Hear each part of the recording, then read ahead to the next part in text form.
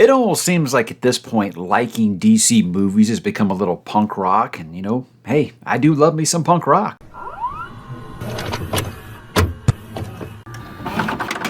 Hey, what's up, Couch Potatoes? Mike back today to talk about Superman, the new movie that just came out this weekend, just got out of the theater. I'll probably hold this for a couple days, give people some time to kind of reflect and go see it. Obviously, I hope you guys will go see it. But not that there's going to be really spoilers or anything in here, but just in case, I like to hold these things, give everybody an opportunity to see it before they watch something like this. So this is directed by James Gunn of Guardians of the Galaxy fame. Stars David Cornsweet as the Man of Steel. You got Rachel Brosnahan, I think I'm saying that right, as Lois Lane. Of course, Nicholas Hoult as the big bad Lex Luthor, and many, many more. Those are your headliners there. So this is the first in a planned, I guess you call it a soft reboot of the DC movie universe, as we do have a new Superman, and we're going to be having a new everybody, but somehow some of those characters from the DCU have kind of, I don't know, we'll see as we go along. But today we're going to be talking about this movie by itself, and I will say this movie, guys, has received some of the weirdest pre-release backlash I've ever seen. And not like, when Batman v Superman was coming out, everybody just like hated it before it even came out. It wasn't quite like that. It's just, this has, I don't know, just so many things going on about it. About, well, why didn't they just bring back Henry Cavill? Some kind of weird, like, political divide has happened about this movie. Something about, I even voiced my concern about the super shit thing, which got me dragged a little bit. And you know what? In hindsight, guys, I'll tell you, not to worry about that. That was obviously not exactly the truth, but you'll see. It is in the movie, but it's not exactly the truth per se. But this is, again, I expressed my concerns about these things. I, as a DC Comics fan, was a little bit concerned. And of course, the Snyder folks are hoping for this movie to fail because they are very, very upset that after the Snyder Cut was I thought was pretty good, that they did not continue this universe. So with me, look, I am a DC Comics guy. I am. Look, I love them all. I love comics. Don't get me wrong. But when I was younger, Justice League was it. I love the X-Men and sometimes the Avengers, but Justice League was everything, man. I grew up with Justice League. I grew up with Superman, Christopher Reeve. Obviously that was like my deal. I've always been about it, but I had lost faith over the past decade plus. For me, it was like, I liked Man of Steel. I thought it was kind of the origin story that we kind of needed for Superman. It's a little bit more grim than I was used to, but I understood, hey, they're going for kind of a deconstruction. It was after Watchmen. I think that Zack Snyder just wanted to deconstruct everything. I got it. I liked the movie. Batman v Superman was like, that's not what I was hoping for. And then Suicide Squad, I was like, all right, they don't have a clue. They don't have a clue. And I had given up hope that we're ever going to see these characters done like I read them in the comics, because whatever Joker was in Suicide Squad, that was not Joker that I read in comics. Anyhow, not just trying to make this a DC. I'm just saying where I was at when I went to go see this was, I don't even know if I'm going to go see this. No idea. I don't know if anybody knows what they're doing. I like James Gunn. I think he knows more about comics than most of us will ever forget. He's forgotten more than most of us will ever know. That's the actual phrase there. So I thought he was the right hire, but I was like, I just don't know. I think I just lost faith. I really had. And when they recast Superman, I was like, David Cornsweet? What is a David Cornsweet? had no idea. So with this, I was really just, I'm not sure I was going to go see it. And then my kid brought up something I said when he was very, very young. My favorite superheroes are Superman, Spider-Man, and Batman. And I said, if there's a Superman, a Batman, or a Spider-Man movie, we will go see it. No questions asked. Take my money. And he reminded me of this. He's like, I thought we go see Superman movie. So he did convince me, hey, let's get tickets. Let's go see it. And we did go see it and left the theater glad I went to see it, guys, because I liked it a lot. And we're going to talk about why. It's not a perfect movie, but none of these superhero flicks are. I know it seems like DC movies get great on a different scale because their characters are so iconic. Superman, Batman, Wonder Woman. These characters are so iconic. I feel like they are great on a little different scale than, like, say, Guardians of the Galaxy would have been. I get that. But again, I don't think any of these are perfect movies. But with this one, I think there's a lot to like, a lot that I didn't like. And we're going to talk about each of them here. What I like, let's begin with that. Gotta say, Cornsweet is a great Superman. I wish we'd seen him a little bit more as Clark, because he didn't get a ton of screen time as Clark. But as Kal-El, he's great. He looks like him. He acts like he ripped from the page, man. Sometimes he does like the close-ups on his face. I'm like, my God, This is like if you asked an AI to draw that comic panel and make it come to life. It's really good. Not crazy about the suit, but it doesn't really bother me very much. It's got a little bit more New 52 kind of look to it. But again, I think the cape really looks very, very traditional. I like a lot. He has the curl. I think he looked great. He was really good. His acting was good. His comedic timing was good. And yes, the movie is funny. We'll get into that here. But he embodied everything that I love about Superman, Truth, Justice, the American Way. He seemed like that guy from the comic that I did love. Brosnahan, is that he keeps saying? I keep saying her name. I can't want to say like Brosnan. Brosnahan, she's the best on-screen Lois ever, I think. And I love what Margot Kidder did in the originals. But she's amazing. She has something to do. She doesn't take over the storyline. I don't feel like the storyline ever goes away from, well, Superman isn't good, so we've got to have Lois save the day, like a lot of movies have fallen into that trap recently. No, she has something to do, but this is still Superman's movie, and she's not. It's not like Amy Adams, Lois Lane just didn't have anything to do. She was just there. She was kind of useless, I think. She's very much an investigative journalist like she always has been in the comics, and she was great. She was great. She looks amazing. She sounds amazing. She is this character. Those two's chemistry, incredible. I believe those two were in love with each other. Like they just could not keep their hands off each other. That's kind of when you see two people, like there's one point in the movie where they're like, yeah, they're hooking up, aren't they? And I'm like, I'm pretty sure that you can just see this with some people sometimes. Where you're like, there's no way these two are not together because they really give up that vibe. That electricity between them is really, really good. Now Nicholas Hoult is Lex. Incredible. I mean, this guy, I don't think he's made a bad movie, really. I think any role he's been in, if it hasn't been good, it hasn't been his fault. The screenwriter betrayed him, I think. I think he's always, always great. But this was a home run casting. This is what I wanted the Lex to be in Batman v Superman. Every one of his monologues, you're like, I believe this is the smartest guy in the room. This guy has conviction. He's the smartest guy in the room. He can do exactly what he's saying he can do.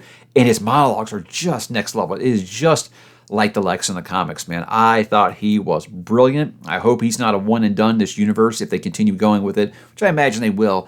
I think he's spectacular in this. And I want more of him. I want more. I think he was so damn good. I believe the whole plot here that he was always one step ahead of Superman in everything. And he could actually pull off some of the things in this movie that might seem like, wow, how would he have thought of that? Lex would have thought of it. And short of him having like the mechanical suit, the mech suit, I think this was exactly the Lex that I've always imagined seeing on screen. He was awesome. I loved this. I think he was really good. Might have stole the movie in many regards for me. The Justice Gang was a ton of fun. And I love the way they keep playing with that name being goofed on because I know a lot, again, the pre-release stuff, Justice Gang, are you kidding me? And the way that it's played in the movies, it isn't just played for laughs. You can see it's like a working title. Guy Gardner is the type that would come up with a name like that and feel insulted if nobody likes it. Guy Gardner in this is a hoot. He's a blend. Look, Nathan Fillion's great. I mean, who doesn't? If you've been a Buffy fan or a Firefly fan for years, you're going to love Guy Gardner in this. Now, Guy Gardner is a Lantern that a lot of folks that are DC Comics fans cannot stand, and he is still that guy in here. He plays the character great. Yes, they reference the haircut, because I know a lot of people are like, what is that haircut? And I'm like, that's his hair, man. So it's great. He's just terrific. And speaking of terrific, Mr. Terrific, this was a character I was like, really, I don't know if that's a character I would have went with in this. He might have the best action scenes in the movie, and that's including Superman's fights. He is a blast in this movie, and I think it's great putting respect on a character like that not very many people know.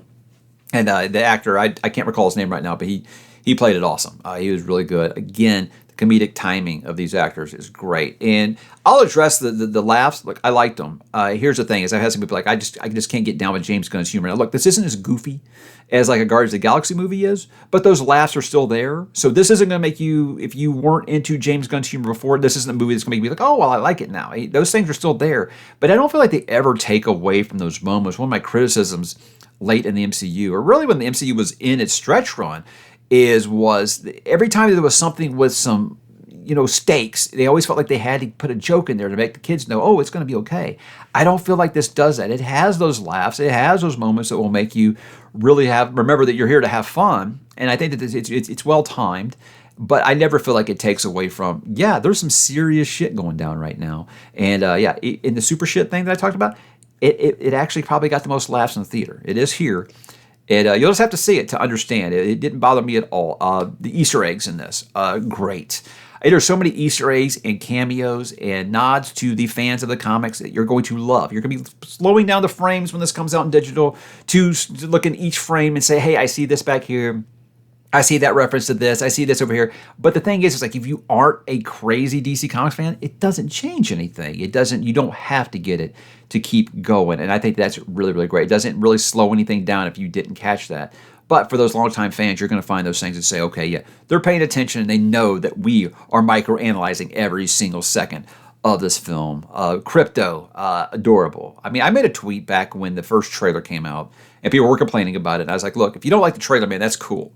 But if you've got a problem with Guy Gardner and Crypto being in this movie, you can lose my number. And I think that'll age well because they were both great in this movie. Crypto's adorable, must be protected. I'm pretty sure that was my son's favorite part of the movie, obviously. He's very much like this version's Groot, but not quite as much in the movie as like a Groot is. But he's so good. I love this character. They don't sell a bunch of plushies of this for Christmas. They really, really lost the plot because Crypto, great. And I think with the way that the movie does go, I think you'll be seeing Crypto more in this universe very, very soon. I've heard the criticism of there's too many characters. And I'll say there are a lot of characters, but I love it. And let me explain why. I don't need 12 origin movies. Like, I don't need a Mr. Terrific movie. I don't need a Guy Gardner movie. I don't need a Hawk Girl movie. And then they can show up in this universe. I like that this just drops you in this universe. He's been Superman for 3 years. He already has these adversaries, and these partnerships have already been created. I like that. Do you know why? I grew up watching Batman and Superman, the animated series. I grew up watching Justice League. I grew up watching Justice League Unlimited. And that's what it did. It dropped you in this established universe. These characters are so iconic.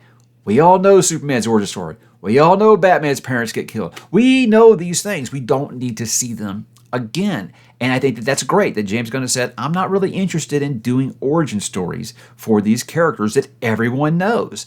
I think that is a great, great plan. You have this incredible gallery of characters to use. Instead of saying, well, if this is really big, someday down the line, we can do a Cyborg solo movie. You can just drop a character in these movies and people are going to know who they are. And if they don't, they can be interested in knowing who they are, learn about them, read some comics maybe. I love that. Don't be afraid to use these characters just because we haven't gotten an origin story for them yet. I think that's awesome. And that's going to be, your mileage is going to vary on that. For me, I loved it because it felt like it was already a living, breathing universe that we're just kind of dropped in the middle of. And it's okay if you don't know those characters. You know who Superman is. That's what's really important here. And I think Superman's been doing this, like I said, for 3 years. And those partnerships are already kind of established. And I like that a lot. Now, again, I think like every single Guardians of the Galaxy movie, James Gunn finds a way to punch me in the feelings, be it parent stuff or just relationships. I mean, he had me about to cry about a CGI gopher or something in Guardians of the Galaxy 3. Same in this. There is a part with Clark and Pa Kent that will have you fighting him back, especially if you have kids. It's got some of that dad shit in it. And I think he just is really, really great at that, at doing the relationship between kids and their parents. It's something he's really, really awesome at grabbing onto. And not always just your biological parents, but your adoptive parents or someone that served as your parent. I think that's something that James Gunn just gets. And yeah, he can do the goofy stuff. He can do the stuff that sometimes has you scratching your head, like, why would you put that in here? And then he does stuff like that, and like, he never, ever forgets the human element of these super powerful characters. And I think that is really what made me just love this movie. That conversation, when he had that conversation with Pa Kent, I was fighting him back. It's really good. I just want to kind of lean over and hug my kid at that moment. But the movie was bright. It looked gorgeous. It wasn't overly humorous to a point where, like I said, it takes away from the soul of the script. And I think that was very, very important. But I think the movie looks beautiful. If your complaint during the DCU's everything's so dark, you got no problems with that here. It is very bright. Obviously, blue, with being Superman blue and red. I mean, all those colors really just pop on the screen. I'm glad I went and saw this in the theater because it is a beautiful movie. So what didn't I like? Here's the part where the haters get to have some fun. Now, the biggest thing here, and again, I'm not going to really get into spoilers here, but there are some gripes. And I'll be honest, a lot of these are nitpicks. And that just means it was a really, really good movie. Smallville did this, and I didn't like it when Smallville did it either. I wasn't crazy about them, not crazy about now with them messing around with Jor-El and his parents and kind of the message that his parents give to Clark, like his mission statement on Earth. I don't like that.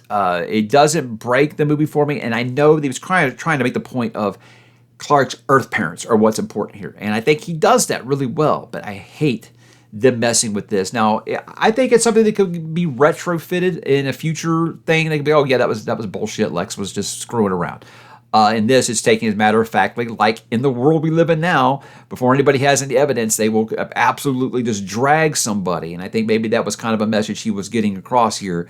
But I hope that this is something they go back and say, oh no, that was all BS. You know, Lex made that up. It doesn't break the character, but it is very annoying. And that will be, if there are divisive elements in the DC Comics fandom, that will be one of them. That will definitely be one that not everybody loves. I hate that Hawk Girl isn't a redhead. Now, before anybody freaks out, I have no problem with Hawk Girl being a Latina. I thought she was really great. I love that she had the scream. It was awesome. It was really awesome. Love the mace. She kicks ass. She doesn't have the same moral code as Superman. I like that they touch on that. But James, come on, how hard would it have been to give her red hair? I mean, come on. Why does Hollywood hate redheads? I don't get it. I like that the Daily Planet is, it had all the characters I know. But I do feel like they had nothing to do here. There's several characters. And I love, again, them making this feel like there's more than just Jimmy Olsen and Lois Lane working at the Daily Planet. I like that. And then Perry White. I'm cool with that. And I like seeing some of these characters. I like seeing Perry. I like seeing Cat Grant, Beck Bennett, Steve Lombard. They just didn't have anything to do. I didn't feel like they really had anything to do except being like, oh yeah, that's for something that's for the DC Comics fans. And I like that it does feel like a huge office and all these people are working together. And they could have bigger roles going forward. But it definitely felt like they were just kind of there just to be there. They didn't really do anything. But again, this is a 2-hour movie. You can't do everything you want to do. And it's more good than bad. I don't know. I just felt like you did have some characters that weren't really there. That maybe they should have just been there for a cameo if that's what they were going to be there for. But again, that's a nitpick and doesn't take away from the movie really. I don't think that they all need their own movie, like I keep saying. But I do think that they needed something to do other than just being there. Jimmy Olsen was awesome, though. That might be the best Jimmy Olsen ever, too. The Ultraman reveal, kind of predictable, but not a big deal. Again, I think that they could probably lean into something, another rogue in Superman's rogues gallery. It's something they could kind of lean into with what they do with this character that would make sense down the line if that's what they wanted to do. Can't get into that really without spoilers, but Ultraman was really cool. His power set was awesome, and obviously you'll see why. But I felt like it was very predictable of what it was going to be. And some good, some bad. Lex is the villain of the movie, and Lex is really, really great. So I can't say, as a weak villain. But some of the underlings, like the engineer, whatever, those characters were fine. In the end, I didn't really need them as much as I needed. I didn't need them to be great as much as I needed Lex to be great, and Lex was great. The Pocket Universe was cool, I thought. It was really, really neat. I will say I was disappointed at first because I thought it was a boom tube. And I was like, oh my God, Darkseid's coming out. That's not really a criticism. It was just something that I got excited. They gave it was a boom tube. And then one character in this, for a second, I thought it was Brainiac. Then you're looking for things. And you can kind of feel like you're disappointed a little bit. But, those things can still be existing in this world. And we might see them in the future. Bringing Miss Tessmacher back in, that's Eve, in case people don't know. Bringing her back in was odd. But giving her a key role in the plot was even more odd, I thought. It had one of the funnier lines in the movie, shrimp cocktail. You know it. If you know, you know. It was kind of funny. And apparently Jimmy is like a big ladies' man. It was just even funnier. But I don't know. It was an interesting character, and it kind of played into the plot. A bigger part of the plot than I expected it to, but okay. I have heard criticisms recently, just pretty much everybody that got to see the movie before me, because I saw it on opening day, and everybody that saw it, the early screenings and the midnight showings and all that. The criticism I was hearing is that Superman gets beat up too much in this movie. And Superman gets beat up a lot in the comics, too. I mean, if we just had everything where, okay, everybody always says Superman's too OP. And if he just, dominated everybody the whole movie, you'd probably hear complaints about that. I think this happens a lot in the comics, but also this is a part of the story here. It's the first time he's ever lost a fight. He's lost the public trust, and he's dealing with these things for the first time. This is his first moment of doubt and pain, and I get it. And I actually like that. It's kind of like the moral of the story here is it's what makes you Superman, who's not a human, embody the human spirit. I think that's what's important. That's the moral of the story here. And overcoming those challenges that, he's never had to go overcome before, it makes it all the more us rooting for him and standing up and saying, hell yeah, he did it, and it's one of those things like you don't want Superman ever to get saved. I mean, I don't know. I hear a lot about like Lois Lane can't be saved by Superman anymore. I think there's room in this universe for our superheroes and our humans to be saved by each other. I think that's a good storyline. I don't think it really subverts expectations. I just don't think it's a problem. Like I said, if Superman, the biggest complaint about Superman already is he's too OP. He's boring. He's too OP. And when he's not the most powerful person on the page, people get upset about it. I think it keeps the character is realistic. If you don't have kryptonite to come into play, what can actually beat Superman? Well, you'll see. You will see. I thought it was a good moral of the story. But the last thing for me is I thought that the Supergirl cameo was kind of because that is not the version of the character I was expecting. Now, obviously, it could have been played for laughs, and it could be part of the upcoming story of Supergirl about her character arc, I think. But I'm hoping that's not the version of the character of Kara that they go with. So I'm already. I'll be honest. When he cast David Cornsweet, I was like, "What's a David Cornsweet? I don't even know what this is." And Millie Alcock, I think she looks way too young to be playing Kara, but that's just like the way she looks. I thought on House of Dragon she looked way too young, but she was supposed to be young. But anyway, I digress. We'll wait and see on that. I always use the Heath Ledger rule. The Heath Ledger rule is wait till you see them on screen. Don't judge them by the casting. But the way that they had her cameo is kind of like, really, that's what we're going with. That's what we're going with.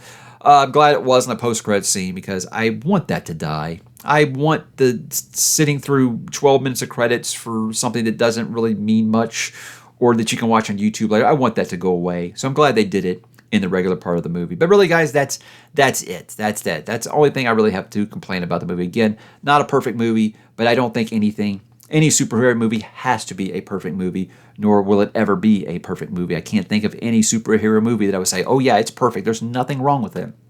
Not a single one. And for me, look, this movie had me leaving the theater full of hope, which I think is what a Superman movie should do. It should make you feel hopeful, make you feel optimistic, make you feel proud of the world that we live in. I think that's great. I liked Man of Steel. Like I said, I felt like it was the origin story we needed. But I think this is the Superman movie that audiences have been begging for since Christopher Reeves first hung up the cape. I think this has been it. You know what? Probably before that, because Superman 3 and 4, yeah. So I think that this is the one that the world needed. It's what everybody kind of needs right now. And that's why you're seeing such a positive reaction to it. I think as at last I checked, it was like 96 or 95 audience score on Rotten Tomatoes. That's incredible. That is incredible for a movie that already has the Snyder Bros already like review bombing it and people who claim it's woke or something. I'll address that because I don't really usually do that, but I'll address that. Guy, none of that is in the movie. None of that stuff that you're hearing from people is in the movie. It is not true at all. I don't know where that came from. It is not true. You have to squint really, really hard to see any like axe grinding or real world conflict in this movie. It's one of those things where I think, yeah, you can take it out of context and see what you want to see. But again, you have to squint super, super hard. And maybe you might see something. I saw none of it. This was just a fun movie. I feel like this is the least politicized superhero movie since the early days of the MCU. So don't let that scare you away from seeing the movie. Hope you will go see it. Because I think that this needs to do well, obviously, for the WB not to WB it. And what I mean is WB executives always think that they're the smartest people. They know what people want. They don't know what people want. And what I'm hoping is that this movie is successful enough that they'll step back and say, okay, James, you're the architect. Take it. Run with it. See what you can do. Fortunately, you've got to make a lot of money to get that kind of freedom. And I'm very optimistic about what he can do with this world. I can't wait to see what he does with a Batman, with a Wonder Woman, with a Flash, with the Core. I want to see a Green Lantern Core movie. I would love to see that. Off of Earth. Take them off Earth. Take them out into space. That's what I want to see. I want to see the big end game of this being Blackest Night. I think that would be incredible to work into that. So, I think right now it seems like there's so much up in the air. There are loose plans and stuff. Like they've talked about the Brave and the Bold, which is going to be about the Bat family. So we're going to get a new Batman. He's already said they're not putting Robert Pattinson's Batman into this. It's going to be a new Batman. I'm hoping we might see Red Hood or something like that. We got Damian Wayne. We'll probably have Deathstroke. And then, we can have World's Finest, where we can have the first Batman and Superman movie where they're not trying to kill each other. And I think that's what we want. We want to see our heroes working together. Sure, they bicker, they fight, they argue. JL always argues.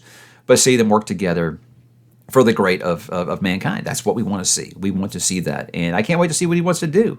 So I'm glad he's not interested in doing origin movies. Again, like I said, your mileage is going to vary on that. You might just be like, oh, there's too much going on in this movie. To me, it doesn't really matter if you don't know a ton about those characters. They serve their purpose in this movie, and they're there so Superman doesn't have to be everywhere at once. I like that. I think that's great. That's what the Justice League's for. Superman can't always be there. You need some of these other superheroes and metahumans to help. And I think that message got across well. So I think if he keeps this like the Bruce Timm DCAU, in case you don't know what that is, that's a guy that did Batman and Superman, the animated series. He did Justice League. He did Justice League Unlimited. He did Batman Beyond. This guy is amazing at what he did, building an animated universe. A lot of people said, yeah, the animated universe, can they just flip it? Make that the actual cinematic experience? I think if he sticks with that, James Gunn sticks with that, this is going to be an overwhelming success. So the first time, guys, I have hope in a DC movie universe in a while. And I'm at the point where, I am not interested in film universes anymore. But now I'm like, well, I want to see these characters that I have loved since I was old enough to read on the big screen and appearing and acting like they did in the comics. Not we're doing our own thing. No more of that shit. I want the characters that I know. And in this movie, this was the Superman that I felt like right away, yeah, this is the character I know. I don't need to know any more about Guy Gardner. I don't need to know more about Hawkgirl. I know these characters because he did them right. And that's what I'm hoping they do going forward. So very excited. It's for me, it's the movie of the year so far, obviously. I think it had the third biggest opening of the year behind Minecraft and Lilo and Stitch. And cool. That's awesome because I feel like the superhero, the genre is going downhill. It's really gone down because everything's just kind of been mid. Everything's just kind of been the same. Everybody's been formulaic, and this feels a little different. Now, I know that this probably could get a boost because of brand recognition.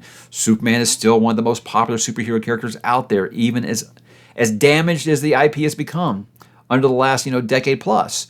I think this was a good step forward in reestablishing that trust with audiences that, hey, we know what we're doing now. We got the right guy in charge.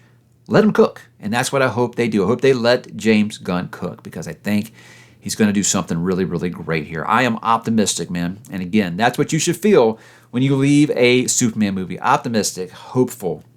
And that's what I am for the new DC universe. So guys, what did you think about Superman? Have you seen it? Are you still kind of on the fence? Hey, well, drop in the comments, guys. Let's talk about it because I think this would definitely be worth going to see in the theater, and I hope we reward them because they will give us more like this if we do reward them financially and go and see the movie. So hopefully Warner doesn't drop this on HBO Max in like 4 weeks, and this actually has a good run because I think this will have good legs because the word of mouth seems to be very good for it. And that's exciting. It's exciting as a DC Comics fan to say, hey, I'm glad that people aren't calling DC Comics characters bad things now because Warner Brothers is, I probably shouldn't have said that. But hey, that means it's time to end this video, guys. So drop in the comments, guys. Let me know what you thought about Superman, and I will talk to you there.